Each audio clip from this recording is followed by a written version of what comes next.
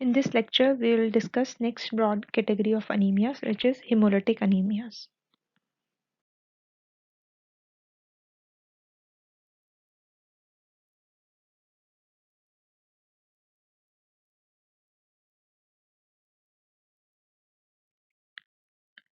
Starting with the definition of hemolytic anemia. So these anemias are anemias which result because of hemolysis, and this hemolysis is premature.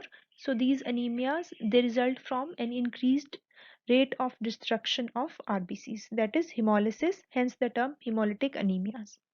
Now this increased rate of red cell destruction or hemolysis, this results to shortened RBC lifespan, which is usually around 120 days normally, but in this kind of anemias there will be shortened RBC lifespan resulting in anemia.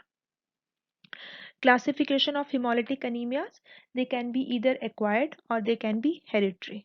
Acquired can be further divided into immune hemolytic anemias, which are antibody mediated. Then they can be because of mechanical trauma, or they can be because of some direct toxic effects of certain bacteria or parasites. And finally, they can be acquired red cell membrane abnormalities. So, starting with the first, which is antibody mediated hemolytic anemias, which are also called as immune hemolytic anemias, because this is due to some immune mechanism, which is the antibody in this case. So this antibody mediated hemolytic anemias, they can be either autoimmune hemolytic anemias, which can further be of warm antibody type or cold antibody type. Then these immune hemolytic anemias, they can also be induced by certain drugs, and at times they can also be isoimmune hemolytic anemias. Then next broad category is mechanical trauma, for example in microangiopathic hemolytic anemias. Then direct toxic effects like malaria or bacterial infections, and finally acquired red cell membrane abnormalities, example of which is paroxysmal nocturnal hemoglobinuria.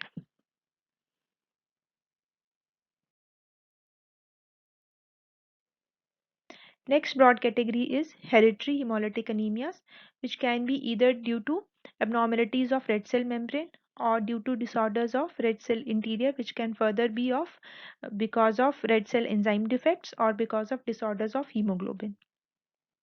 So the anemias which result because of abnormalities of red cell membrane, they are uh, further subclassified into hereditary spherocytosis, hereditary elliptocytosis, and hereditary stomatocytosis. Now, all these three anemias, they have different kind of RBC shapes, which we'll be discussing shortly. Then disorders of red cell interior.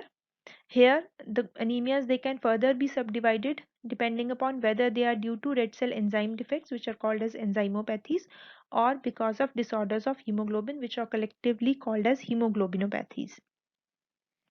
Common enzymopathies are G6PD deficiency anemia and pyruvate kinase deficiency hemolytic anemia. Now, hemoglobinopathies, they can be either because of structurally abnormal hemoglobins, or where we have a qualitative defect, or they can be reduced hemoglobin globin chain synthesis, which are also called as quantitative defect. So examples of structurally abnormal hemoglobins or qualitative defect in hemoglobin, these are sickle cell syndromes and other hemoglobinopathies, whereas the example of reduced globin chain synthesis or a quantitative defect, they come under the category of thalassemia. So these are the broad categories of different kinds of hemolytic anemias, which can be either hereditary or acquired.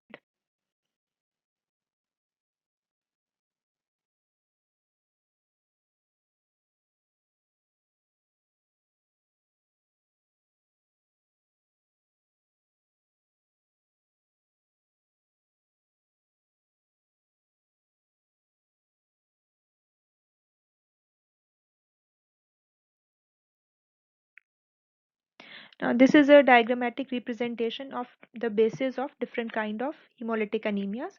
On the left, we have acquired hemolytic anemias, which are also called as extracorpuscular hemolytic anemias, meaning the causes they are external to the RBCs, whereas hereditary hemolytic anemias they are also called as intracorpuscular hemolytic anemias, where the cause will be internal to the RBC. There will be some kind of defect which can be either in the membrane or in the enzyme or in hemoglobin. So hereditary will be mostly intracorpuscular causes, whereas acquired hemolytic anemias, here we have A antibodies where the RBCs are destroyed due to some kind of antibody. Then they can be B microangiopathic where there is some kind of vascular defect. Then C direct toxic effects of some kind of bacteria or parasites which destroy the RBCs. And uh, splenomegaly E where the RBCs they are sequestrated in the spleen and they are prematurely destroyed. Now D is a special category which is although an acquired hemolytic anemia, but here the cause will be intracorpuscular where acquired red cell membrane defect is there, and this comes under the category of paroxysmal nocturnal hemoglobinuria.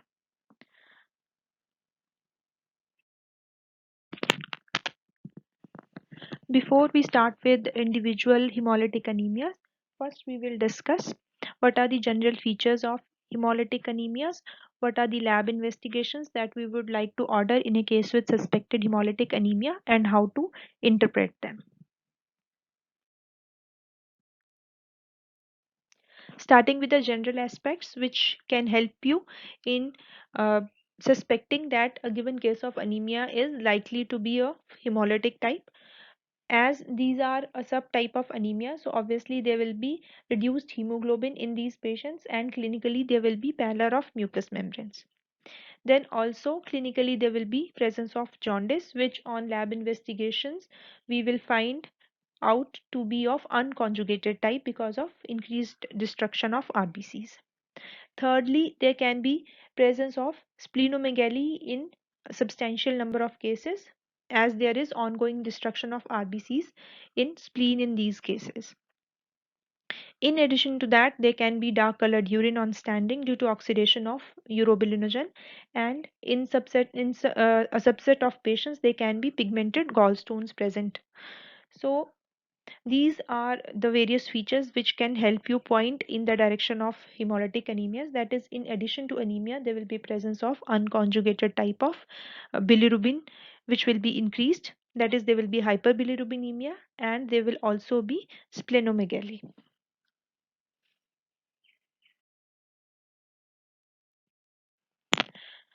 Now, if you have suspected a patient to be suffering from hemolytic anemia clinically, then there is a systematic or step-by-step approach to evaluate this patient for a hemolytic anemia.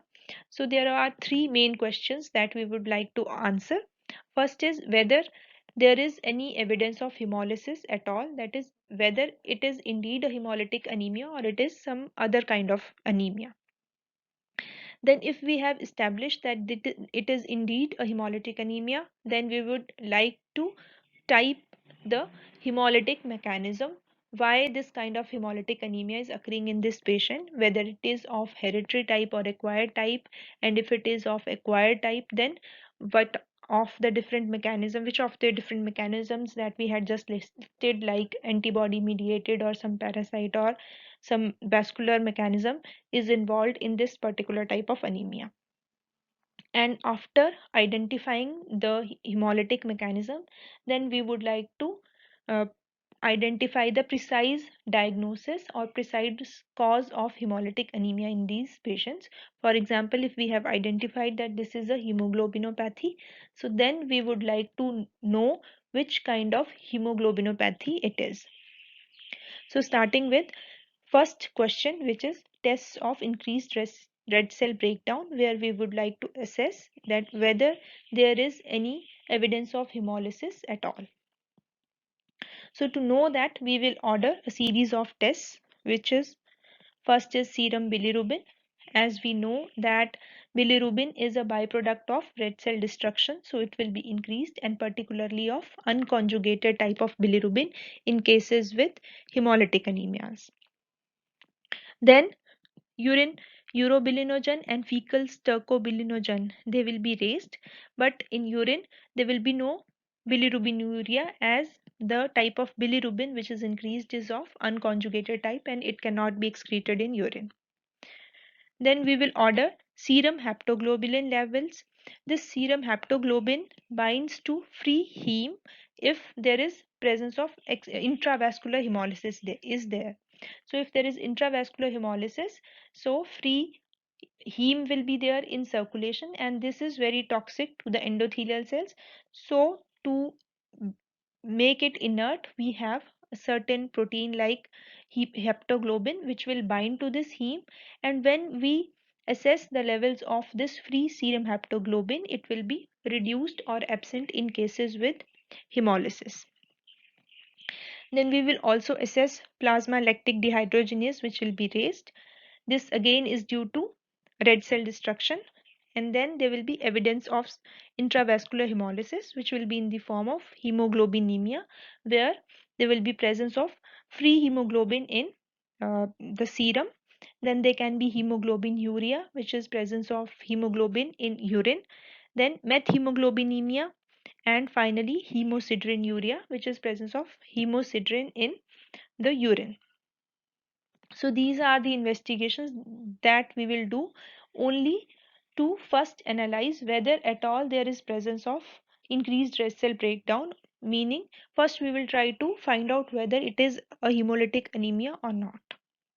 So if we are finding abnormalities in these tests, for example, we have high unconjugated bilirubin is there, or there is reduced serum haptoglobin is there, or there are some other evidences of intravascular hemolysis, so then we confirm that okay, this is a type of hemolytic anemia, and then we will proceed with the second step, which is we will try to ascertain what is the type of hemolytic mechanism here.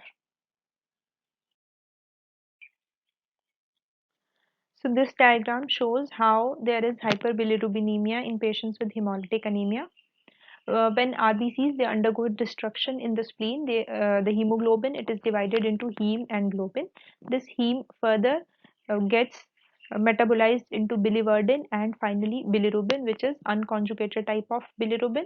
This bilirubin then is bound to albumin in circulation and it is delivered to the liver, where it binds with 2-UDP glucuronic acid to become bilirubin diglucuronide or conjugated type of bilirubin.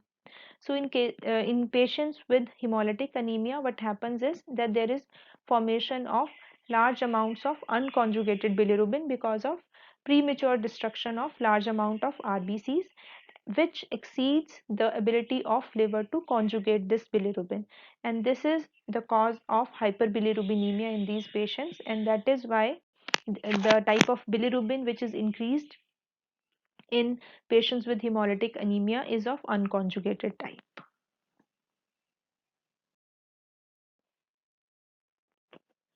Now this hemolysis it can further be of intravascular or extravascular type. Intravascular hemolysis means that majority of the RBCs they are being destroyed in bloodstream or in circulation, hence the term intravascular hemolysis.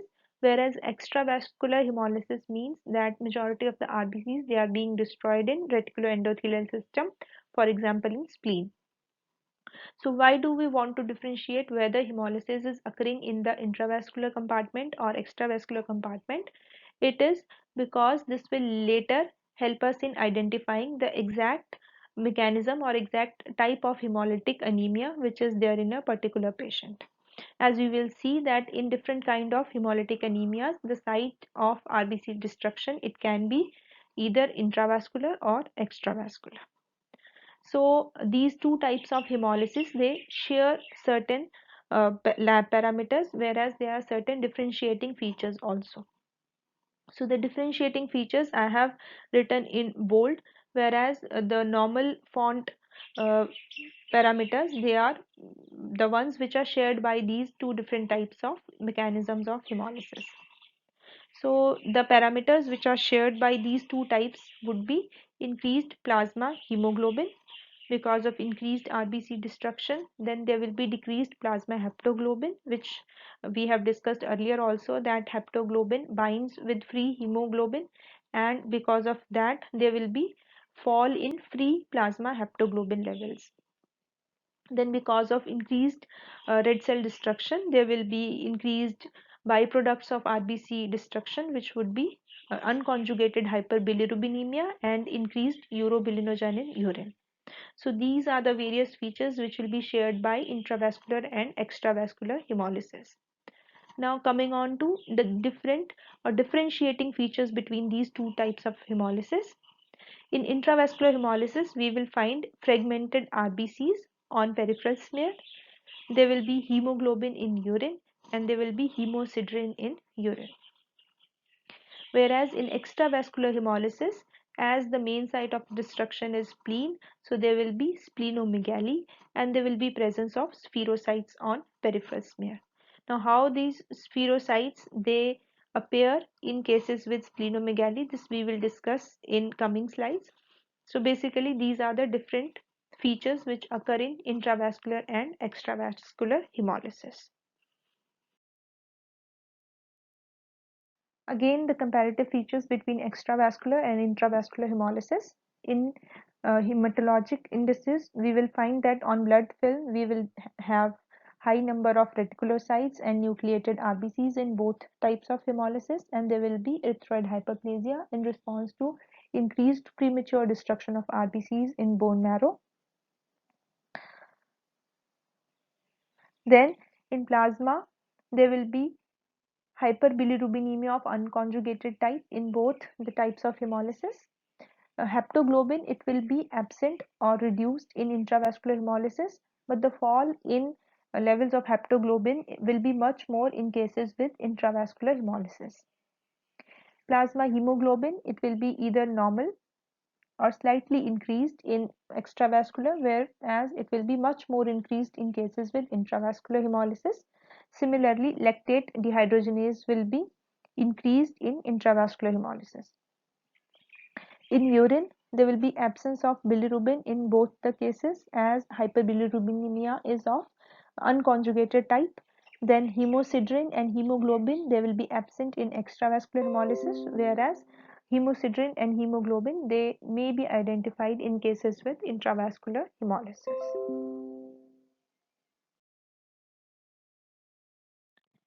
So after that we have established that there is presence of hemolysis, we will also would want to order some kind of test to see for whether there is any response to hemolysis, which we will see in the form of increased red cell production. So the tests that we use to assess increased red cell production are reticulocyte count. Reticulocyte count and NRBCs, they will be increased in any kind of anemia because of as a response to destruction of large number of RBCs.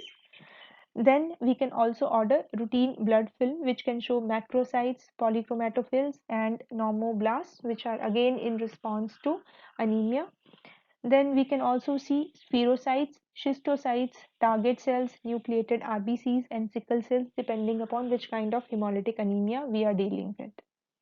So routine blood film, it can give us quite clues as to which kind of hemolytic anemia we are dealing with. Then bone marrow. Bone marrow will show erythroid hyperplasia with usually raised iron stores as compared to iron deficiency anemia, where we will see erythroid hyperplasia but the iron stores they will be depleted. Then x-rays of bones, they can show us the evidence of extramedullary hematopoiesis. So because of that there will be expansion of marrow spaces, and especially seen in tubular and skull bones, where we see characteristic hair on end appearance or true cut appearance. This is an X-ray picture of skull of a patient with the thalassemia major. In this, we can see these fine hair-like projections which are directly perpendicular to the outer table of bone, which is called as hair on end appearance or crew cut appearance. And this is a feature of extramedullary hematopoiesis, which is seen in cases with these hemolytic anemias. So after we have identified that in a given case there is indeed an evidence of hemolysis, we will try to identify the underlying cause. So we'll start with tests of damage to red cells. First, we will order a routine blood film, as we have discussed earlier also that the importance of routine blood film in a case with anemia cannot be overemphasized. It gives us some idea about whether there is presence of anemia or not. Then it can also give you uh, hints about the response mechanisms that are there in response to anemia, and then it can also tell us about the reason for anemia or the underlying cause or mechanism of anemia. So obviously as it is anemia, so there will be presence of variable kind of hypochromia on RBCs, which we can identify in routine blood film in a case with hemolytic anemia. Then we can also identify response mechanisms to anemia like large number of polychromatophils, reticulocytes and nucleated RBCs. And then we can also identify different specific cell forms which are indicative of the underlying mechanism of hemolysis. Then we can also order osmotic fragility test. This is useful in identifying patients with hereditary spherocytosis. Then we can order autohemolysis test. Then we can order Coombs antiglobulin test. This is very useful in identifying cases with immune hemolytic anemias. Then we can order HPLC electrophoresis for identification of abnormal hemoglobulins, for example, in cases with thalassemia major and sickle cell anemia, where we can identify different abnormal hemoglobins like hemoglobin F, HbA2, and hemoglobin S.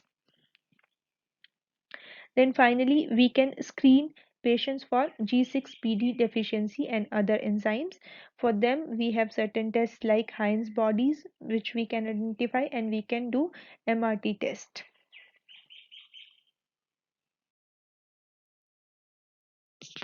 All these tests that I have just named, we'll be discussing them in detail when we come to individual hemolytic anemias.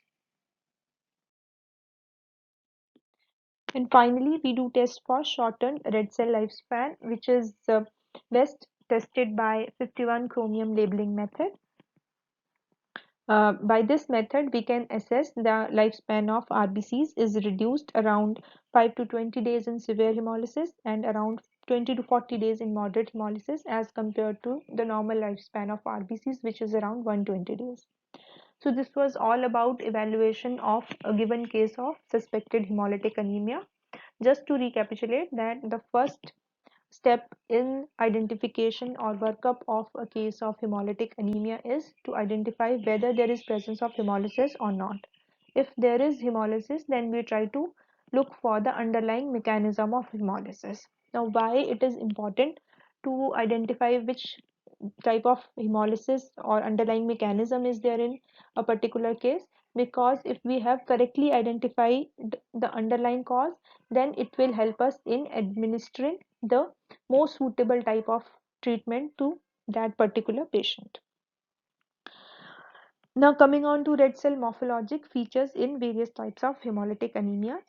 We had discussed earlier also that a well preserved peripheral smear is of paramount importance in evaluating a suspected case of hemolytic anemia. A well preserved peripheral smear can give you information about presence or absence of anemia, what is the severity of anemia, what is the type of anemia, and what is the underlying mechanism of anemia is there. So we had discussed different types of red cell morphological changes which are characteristic of different kinds of hemolytic anemias. So we'll go through these one by one, and just to acquaint you with different kinds of these, what are the different terms of what are the different types of these particular cells which we will see in different kind of hemolytic anemias, and what is their importance. So starting with spherocytes.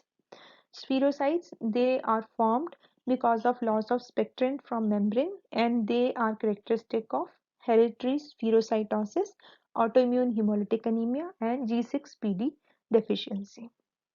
Now, the difference between spherocytes of hereditary spherocytosis as compared to autoimmune hemolytic anemia and G6PD is that in hereditary spherocytosis, the spherocytes they will be seen in large numbers as compared to the other two conditions. Now, what are these spherocytes? These spherocytes are, as the name suggests, these are spheres and these are smaller, dense cells and they have lack of central pallor as compared to the normal biconcave shape of RBCs where we have hemoglobinized periphery and we have a central pallor. Then we have leptocytes or target cells.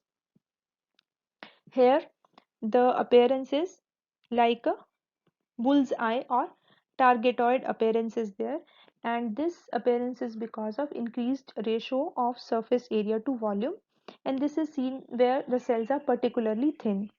So these are not characteristic of any condition, but they can be seen in a variety of conditions like thalassemias, iron deficiency anemia, liver disease, hemoglobin S disease, and HbC disease.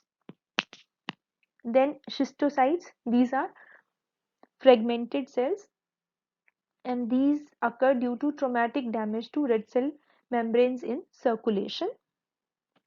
Then sickle cells are called so because of their appearance which is like a sickle, and this appearance is because of polymerization of hemoglobin S, and these sickle cells they are characteristic of sickle syndromes. Then we have acanthocytes or spur cells. These cells, these RBCs, they have projections or spurs on their surface and these are seen in severe liver disease and these are because of abnormalities in membrane lipids. And finally, there are Heinz bodies which are a type of precipitated hemoglobin.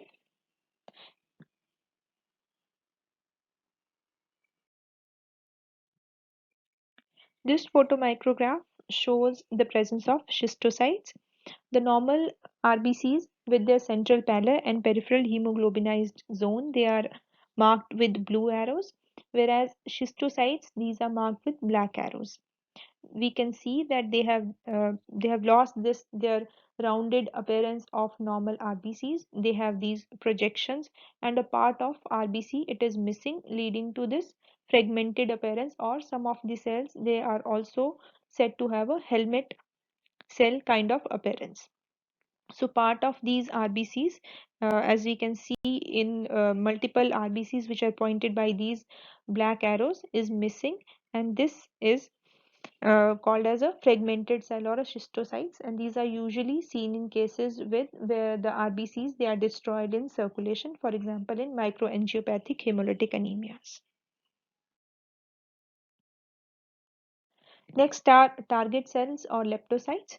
A normal RBC I have marked with red arrow which has a central zone of pallor and peripheral zone of hemoglobinization, whereas the target cells these are marked with black arrows and we can see that inside the central pallor we also have a area of hemoglobinization like a dot like structure is there in the center or a targetoid appearance is there, and hence the term target cells or leptocytes. Next up are acanthocytes or spur cells. As you can see, these cells are definitely abnormal. These RBCs, they have these surface projections or spurs, and hence the term acanthocytes or spur cells.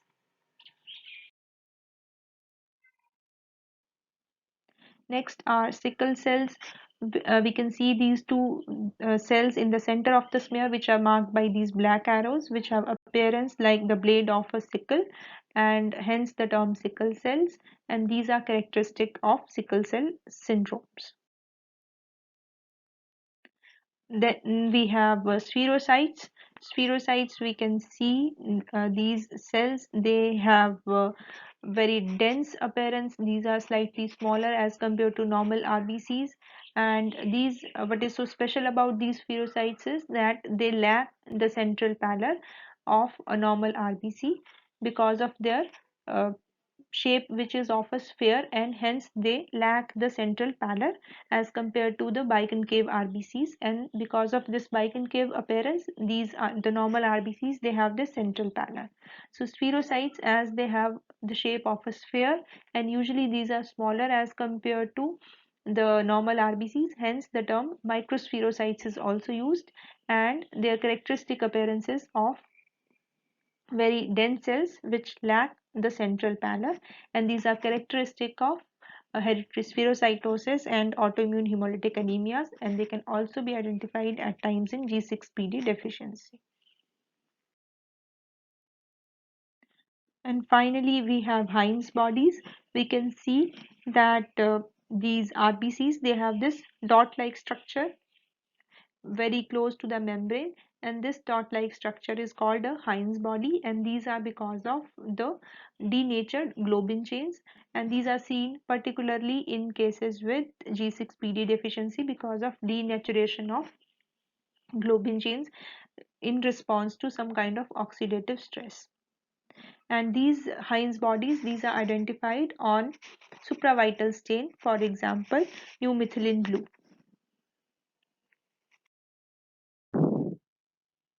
So with general introduction and investigations of hemolytic anemias, let's start with individual entities. First up is hereditary spherocytosis. As the name suggests, it is hereditary, so it is a hereditary type of hemolytic anemia.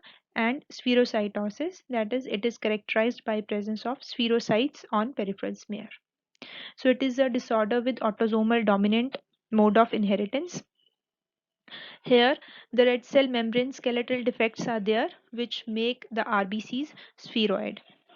Now these spheroid RBCs, they become less deformable, and these are vulnerable to splenic sequestration and destruction there, leading to anemia in these patients. Coming to detailed pathogenesis. So in these patients, there is absence of various cytoskeletal proteins of RBCs which affect the assembly of cytoskeleton, and this leads to poor stability of lipid bilayer. So this poorly stable lipid bilayer, it results in loss of membrane fragments as RBCs, they travel in circulation. So RBCs, they become spheroid because of loss of membrane relative to cytoplasm. So RBCs, they acquire smallest possible diameter, which is in the form of a sphere. Now these spherical RBCs, these are trapped in splenic cords of Billroth, and these are phagocytosed by macrophages prematurely, and hence spleen is the site of destruction of RBCs and the cause of anemia in hereditary spherocytosis. And because of this premature destruction of RBCs in hereditary spherocytosis, the RBC lifespan is reduced to around 10 to 20 days as compared to the normal lifespan of around 120 days.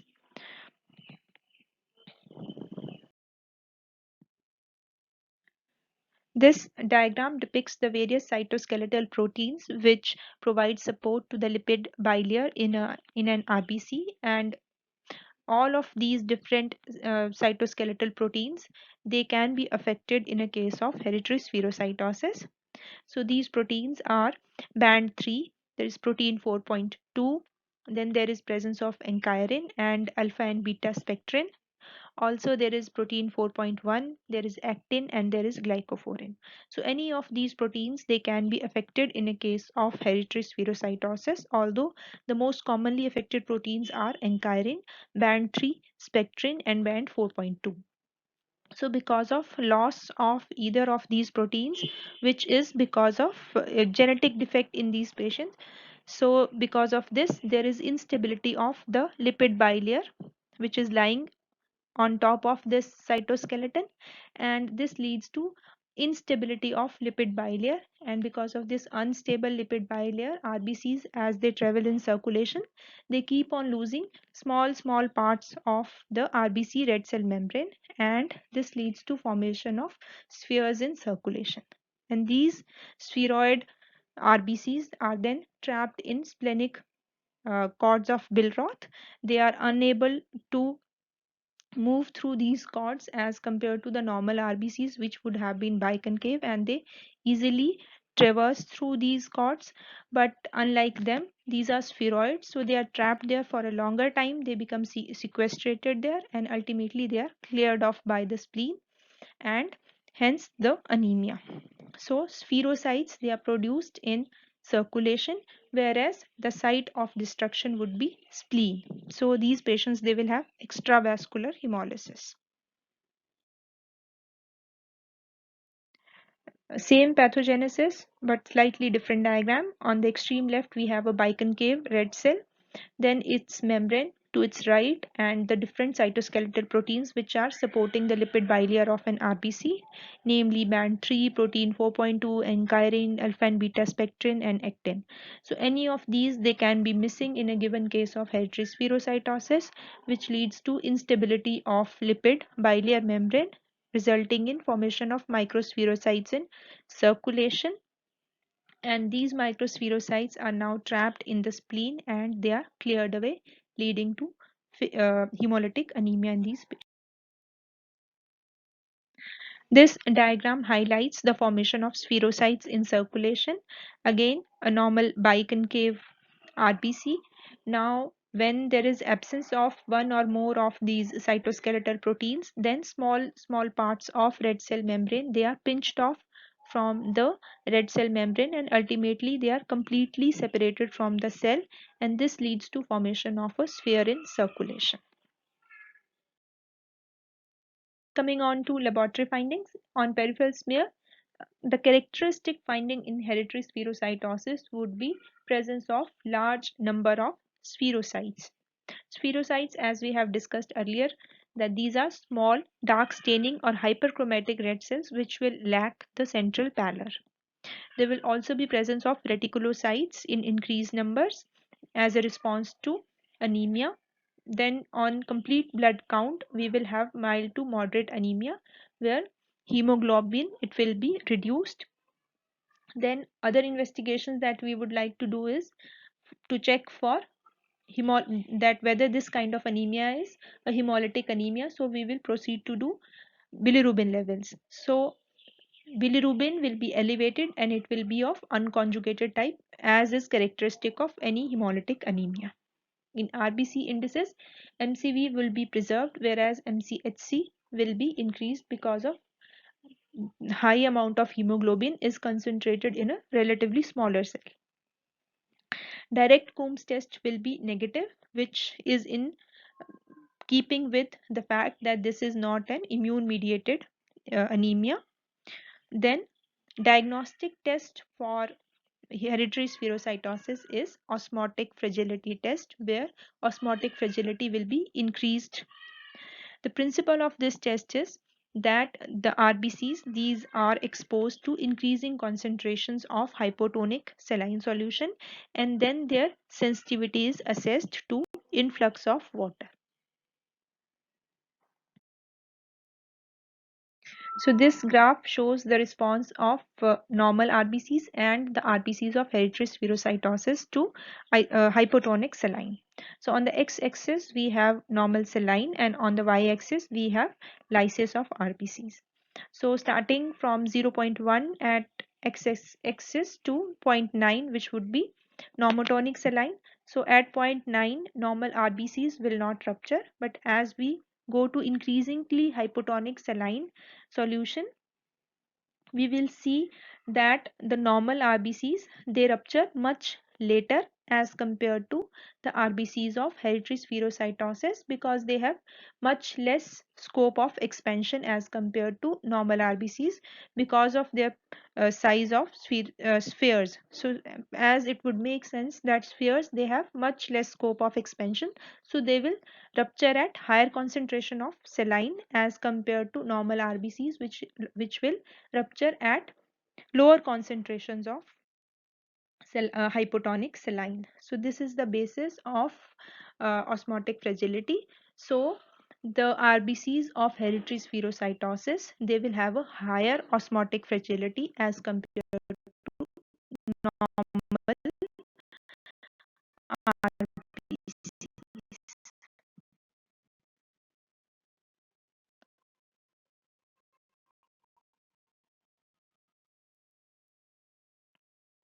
This is a peripheral smear in a case with hereditary spherocytosis. I have marked normal RBC with the red arrow. We can see the peripheral hemoglobinized zone, whereas central pallor can also be appreciated.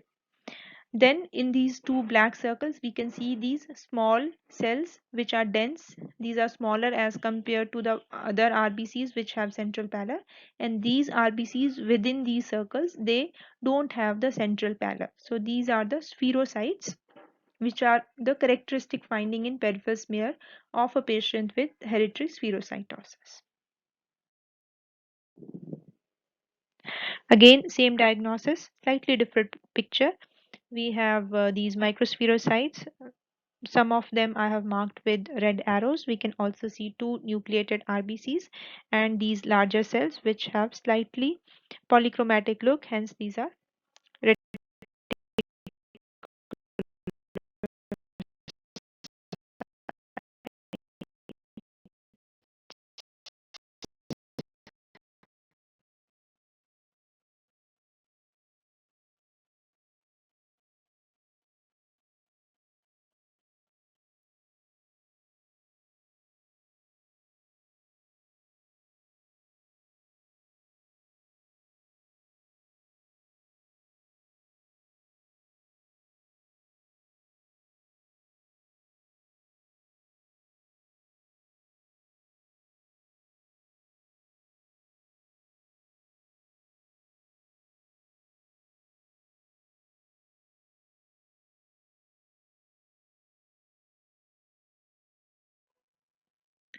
Coming on to the clinical features of hereditary spherocytosis.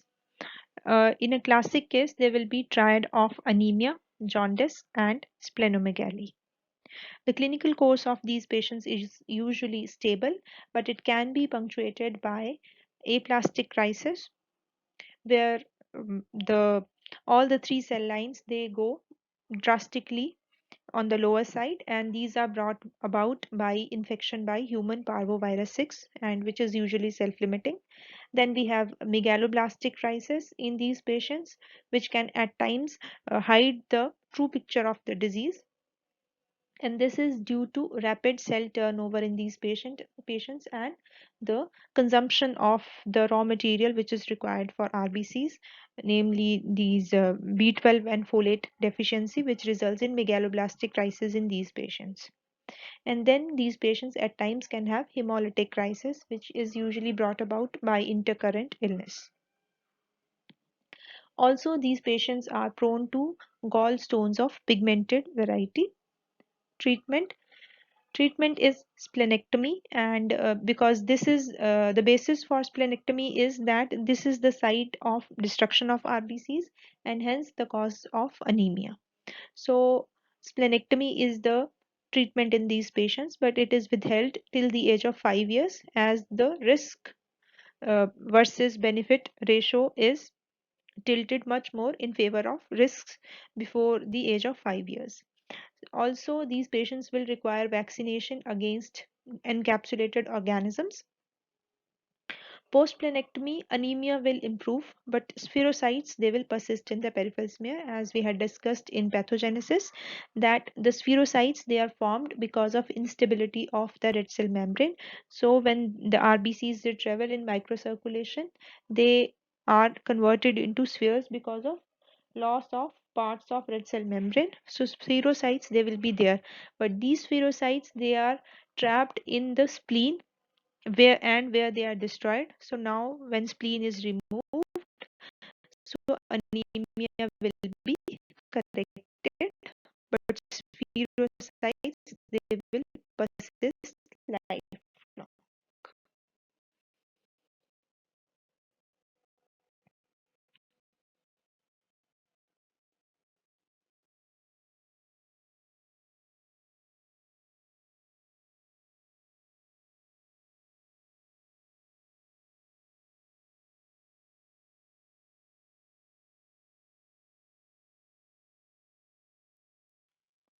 So key points just to quickly recapitulate hereditary spherocytosis. It is an autosomal dominant disorder. Red cell membrane, they have cytoskeletal protein defects which lead to formation of spherocytes. classical triad of anemia, jaundice, and splenomegaly is there, plus minus the presence of pigmented gallstones. In lab findings on peripheral smear, we will see characteristic finding of spherocytes. Also, because it is a hemolytic anemia, so there will be presence of unconjugated hyperbilirubinemia, and the diagnostic test for confirming hereditary spherocytosis is osmotic fragility test. Treatment of hereditary spherocytosis is splenectomy. Again, splenectomy will cure the anemia, but spherocytes will persist. Coming on to the next category, which is hemolytic disease due to red cell enzyme defects. Now, red cells, they are vulnerable to oxidative injury by various exogenous and endogenous agents. Various pathways they tackle these oxidative stresses like hexose monophosphate pathway and glutathione pathway. So if there is defect of these pathways, this can lead to accumulation of oxidative stress and injury to RBCs, which results in hemolysis.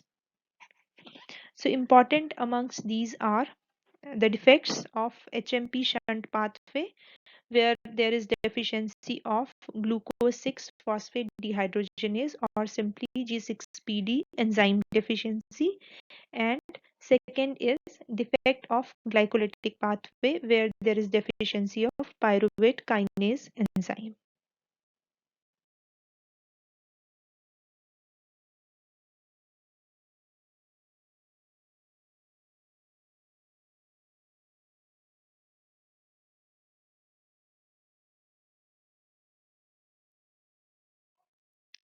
So we'll discuss G6PD deficiency in detail.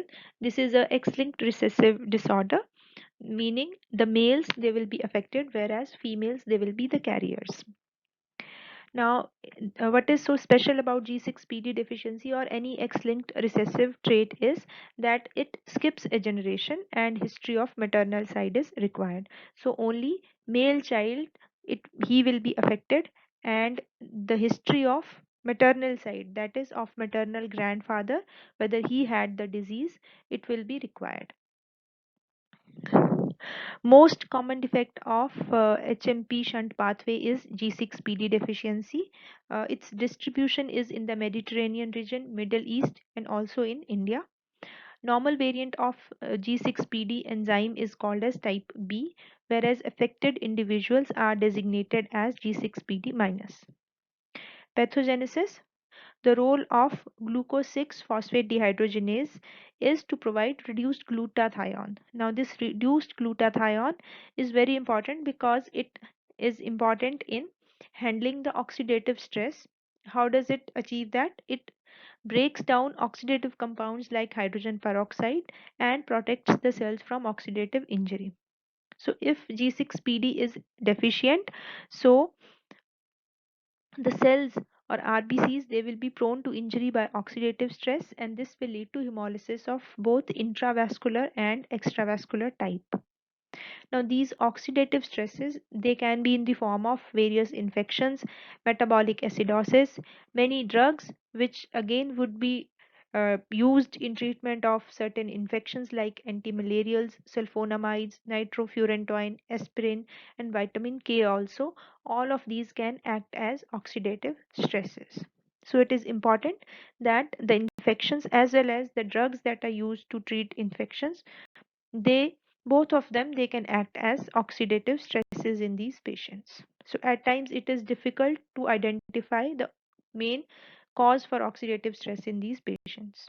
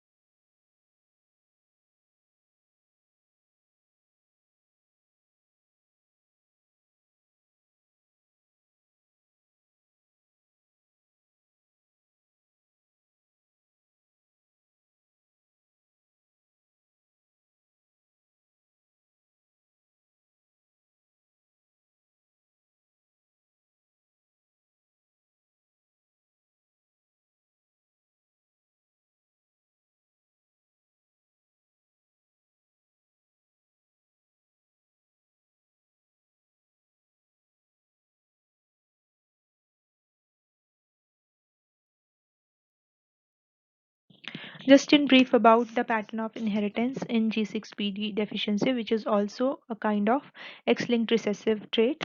So the father, he will be affected, and he will pass on his affected X chromosome to his daughters, who will be carriers, but they will be silent carriers. They will not have the disease. The daughter will pass on her X chromosome to her sons, and they will have 1 in 2 chance of being affected with uh, G6PD deficiency, because mother will have one normal chromosome and one affected chromosome. So we can see that the disease, it skips a generation. But if a boy is affected with G6PD deficiency, then mother will be normal, father will be normal, but the maternal grandfather, he is likely to have the disease. So this is what is important while taking the history of X-linked recessive disorders, that is the history of maternal side, particularly of maternal grandfather, is required. The pathogenesis of G6PD deficiency. Normally, G6PD converts glucose 6 phosphate into 6 phosphogluconate. At the same time, G6PD is converting NADP into NADPH. This NADPH donates one hydrogen ion to oxidized glutathione to convert it into reduced glutathione. Now, this reduced glutathione will again donate one hydrogen ion to different kind of oxidative stresses like hydrogen peroxide, and will convert them into uh, neutral compounds like water. So if there is deficiency of glucose 6 phosphate dehydrogenase, there is inability of NADP to convert into NADPH, which in turn will not be now able to reduce the oxidized glutathione. So this reduced glutathione will be deficient in patients with G6PD deficiency, and this leads to accumulation of oxidative stresses in the RBCs, and this leads to hemolysis in these patients. Clinical features. Characteristically, there is presence of episodes of hemolysis which will follow an oxidative stress, which can be in the form of some intercurrent illness, some ingestion of antibiotics or in some antipyretics, or any drug which is acting as an oxidative stress in these patients. So in these patients, there will be sudden development of weakness, fatigue, pallor, mild jaundice will be there, and hemoglobin urea, resulting in cola colored urine in these patients. And these episodes, these are self-limiting. So as there are usually repeated episodes of acute hemorrhage, so features of chronic hemolysis like splenomegaly, cholelithiasis, they are usually absent. Lab findings. Features are present usually in immediate period following hemolysis, and afterwards they are slowly cleared out. On complete blood count, we will find that there is low hemoglobin, so there will be anemia of varying degree. On peripheral smear, there will be presence of reticulocytosis. Reticulocytosis will be in response to acute hemorrhage. Then there will be Heinz bodies on supravital stain, like new methylene blue. On peripheral smear, we can also find fragmented RBCs, white cells, and nucleated RBCs. Now, what are these Heinz bodies? Oxidative stress leads to cross-linking of self-hydral groups on globin chains, and this results in precipitation of these globin chains, which become membrane bound. And these are now called as Heinz bodies, which can be identified on supravital stains. Now, these Heinz bodies, when uh, the cells which have these Heinz bodies, when these cells they enter the spleen, these are cleared or plucked out by the spleen, and this leaves a defect in the cell membrane, leading to this appearance of the cell, which is called as bite cell, as if a bite has been taken out of the red cell. In biochemical findings, we will find hyperbilirubinemia, again of unconjugated type. There will be hemoglobin urea and low haptoglobin levels. Hemoglobin urea will be there, and low haptoglobin, again because of their the combination of haptoglobin with heme in the circulation. And diagnostic test for identification of G6PD deficiency is methemoglobin reduction test, which can also be done as a strip test also.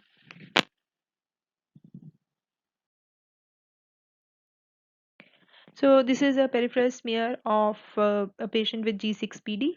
In the left upper corner, we can see these cells which have these greenish dots, which are Heinz bodies, and these can be seen only on supravital stains like new methylene blue. And the main picture, in the center we have a cell where a part of the RBC is missing, and this is a bite cell, and this bite cell results because a part of the cell which was harboring these Heinz bodies, it has been cleared by the spleen. So key points: G6PD deficiency is an X-linked recessive disorder. Oxidative stress mediated injury to RBCs is there due to deficiency of G6PD enzyme. These oxidative stressors, they can be acute infections, drugs like antipyretics, antibiotics, antimalarials, just to name a few.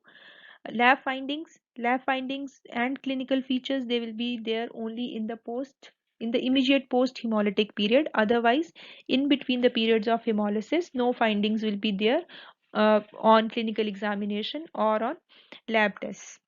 So in the immediate post-hemolytic period, we can find in peripheral smear presence of reticulocytes, Heinz bodies on supravital stain. We can also find bite cells, NRBCs, and we can also find hemoglobinuria and mild hyperbilirubinemia of unconjugated type. Treatment: generally no treatment is required because these episodes are self-limiting, although it is advisable to identify and avoid the precipitating cause